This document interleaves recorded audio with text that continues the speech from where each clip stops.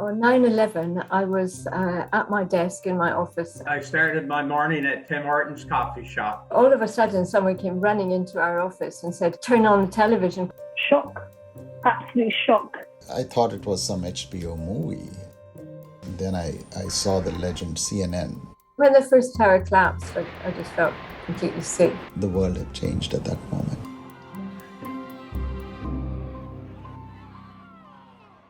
As an Indian journalist, I have seen terrorism and terror attacks before, but nothing on this scale. Little did we know at that time that the role that Gander would play for the next 4 or 5 days after.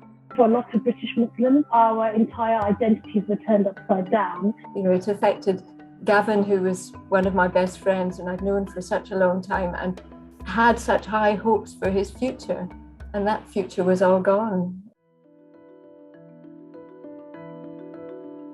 I watched it. I had the feeling that he would get out. I knew he worked on the top floor of the North Tower, and I felt he'll walk downstairs. That's what he'll do. And in fact, his body was found on the 23rd floor staircase. So he had actually been, doing his best to get out of the building.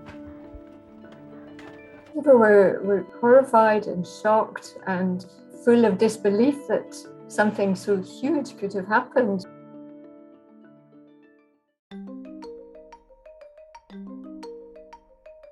I got a call from the city manager. He said, "You better come into the office. The United States is going to close their airspace and Canada has agreed to take all the airplanes that's in the air." Well, I guess the first reaction was, wow, we got 7,000 people here and we got 500 hotel rooms. How are we going to handle this? Town came together, and I mean the whole town, everybody that lives there. I mean, it was just overwhelming, the people that was coming out offering their homes, their food. What seemed like it was going to be a monumental task was really not.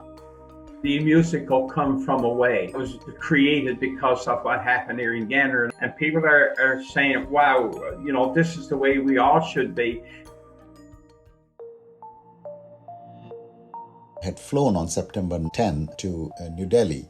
I momentarily panicked because I'm a journalist, I'm a US correspondent, I'm supposed to be in Washington, D.C. or in the US somewhere. But I ended up going to the office that evening, helping produce the edition. The headline was America Attacked. I remember that page very vividly. It still shakes me. I mean, that something like that, could have happened. It's one of those things you wake up and say, did that really happen?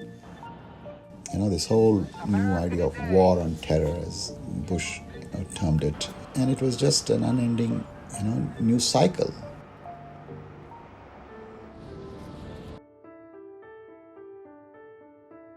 So the 9/11 atrocities in America definitely shaped my life.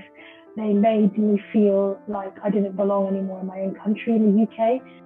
Immediately after the terrorist attacks, so we're talking about 24 hours after it happened, my late dad was immediately attacked. People were swearing at him, calling him a Taliban. Islamophobia definitely became very much part of my daily life.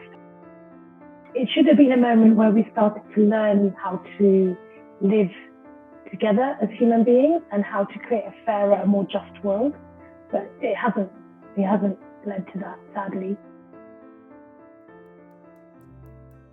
Well, I think looking back over the last 20 years, I don't think our world has gotten any safer. I think if nothing, it's gotten worse. So much hatred out there. And it's creeping in all parts of the society, even in our little country of Canada. The next 20 years have to be much better. We have to work harder to find justice for everyone. I'd like to say something positive, but I'm not sure I really can. I miss him terribly, and the other thousands of people who died as well. They would have all made such a contribution to other people's lives, just as Gavin would have done.